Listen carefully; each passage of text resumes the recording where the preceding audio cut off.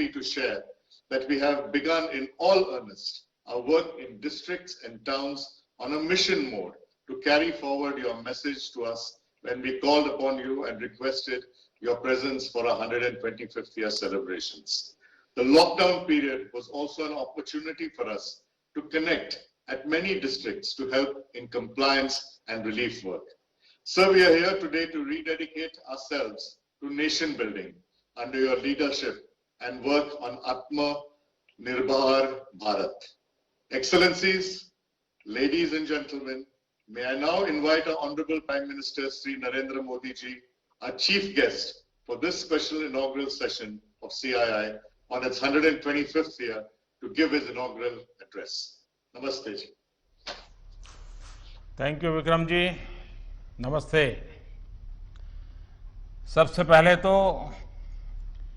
CII को 125 साल सफलतापूर्वक पूर्ण करने के लिए आप सबको बहुत बहुत बधाई, कॉन्ग्रेचुलेशंस। इस 125 साल की यात्रा बहुत लंबी होती है, अनेक पड़ाव आए होंगे, अनेक उतार चढ़ाव आए होंगे, लेकिन 125 साल तक एक संगठन को चलाना ये अपने आप में बहुत बड़ी बात होती है। उसमें समयानुकूल परिवर्तन आए हैं, व्यवस्थाएं बदली है, और पहले तो मैं इन 125 साल में सीआईआई को मजबूती देने में जिन जिन लोगों ने योगदान दिया है, वैसे सभी पूर्व के आपके महानुभावों को भी इस समय बधाई दूंगा।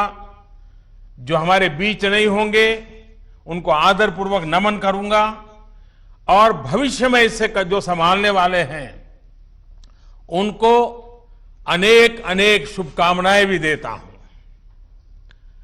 कोरोना के इस टाइम पीरियड में इस तरह के ऑनलाइन इवेंट्स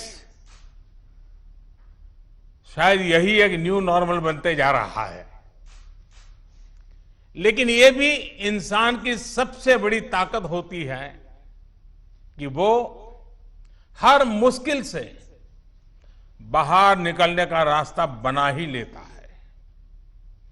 आज भी हमें जहां एक तरफ इस वायरस से लड़ने के लिए सख्त कदम उठाने हैं, वहीं दूसरी तरफ इकोनॉमी का भी ध्यान रखना है।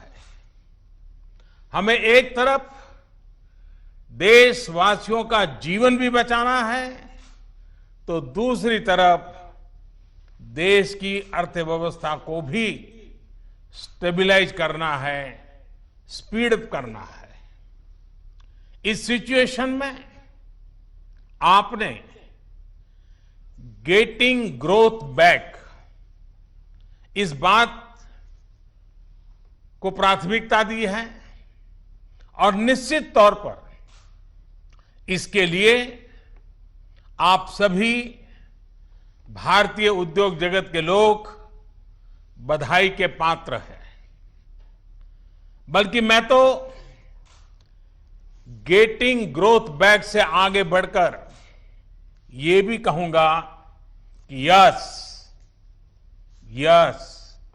We will definitely get our growth back.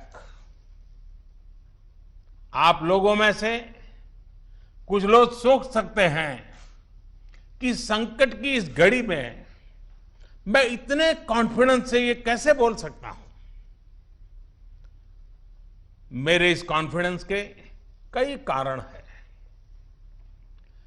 मुझे भारत की कैपेबिलिटीज और क्राइसिस मैनेजमेंट पर बहुत भरोसा है। मुझे भारत के टैलेंट और टेक्नोलॉजी पर भरोसा है। मुझे भारत के इनोवेशन और इंटेलेक्ट पर भरोसा है।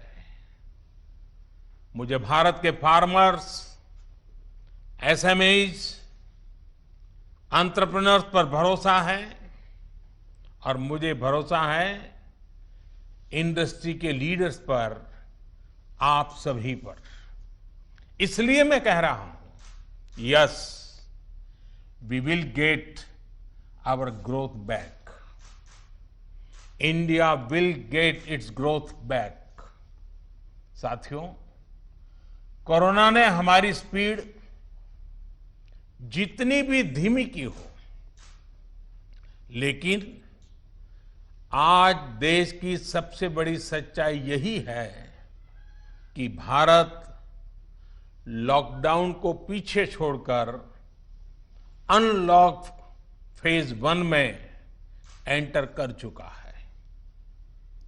अनलॉक फेज 1 में इकोनॉमी का बहुत बड़ा हिस्सा खुल चुका है। काफी हिस्सा अभी 8 जून के बाद और खुलने जा रहा है। यानी गेटिंग ग्रोथ बैक की शुरुआत तो एक प्रकार से हो चुकी है। आज ये सब हम इसलिए कर पा रहे हैं क्योंकि जब दुनिया में कोरोना वायरस पैर फैला रहा था, तो भारत ने सही समय पर, सही तरीके से सही कदम उठाए।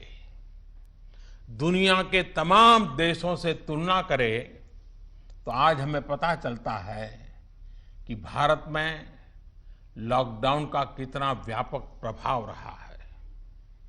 इस लॉकडाउन में भारत ने कोरोना से लड़ाई के लिए फिजिकल रिसोर्सेज को तैयार तो किया ही, हमने ह्यूमन रिसोर्स को भी बचाने का भरसक प्रयास किया है।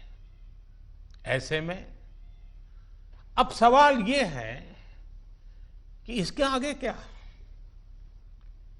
इंडस्ट्री लीडर्स के नाते आपके मन में ये सवाल जरूर होगा कि अब सरकार क्या करने जा रही है। आत्मनिर्भर भारत अभियान के बारे में भी मुझे पक्का विश्वास है कि आपके मन में भी मंथन चलता होगा, कुछ सवाल भी होंगे, और ये बहुत स्वाभाविक है, ऑब्वियस है। साथियों, कोरोना के खिलाफ इकोनॉमी को फिर से मजबूत करना, ये हमारी हाईएस्ट प्रायोरिटीज में से एक प्रमुख प्रायोरिटी है। इसके लिए सरकार जो डिसीजंस अभी तुरंत लेने जरूरी है, वो तो एक के बाद एक ले ही रही है, लेकिन साथ साथ में ऐसे भी फैसले लिए गए हैं जो लॉन्ग रन में देश की मदद करेंगे। साथियों, प्रधानमंत्री गरीब कल्याण योजना ने गरीबों को तुरंत लाभ देने में बहुत मदद की है। इस योजना के तहत करीब 74 करोड़ बेनिफिशियरीज, उनके घर तक राशन पहुंचाया जा चुका है। प्रवासी श्रमिकों के लिए भी फ्री राशन पहुंचाया जा रहा है। इसके अलावा अभी तक गरीब परिवारों को 53,000 करोड़ रुपीस, यानी 53,000 करोड़ रुपए से ज्यादा की फाइनेंशियल असिस्टेंस दी जा चुकी है। महिलाएं हो, दिव्यांग हो, बुजुर्ग हो, श्रमिक हो, हर किसी को इससे लाभ मिला है। लॉकडाउन के दौरान सरकार ने गरीबों को 8 करोड़ से ज्यादा गैस सिलेंडर उनके घर तक मुफ्त में पहुंचा दिया है।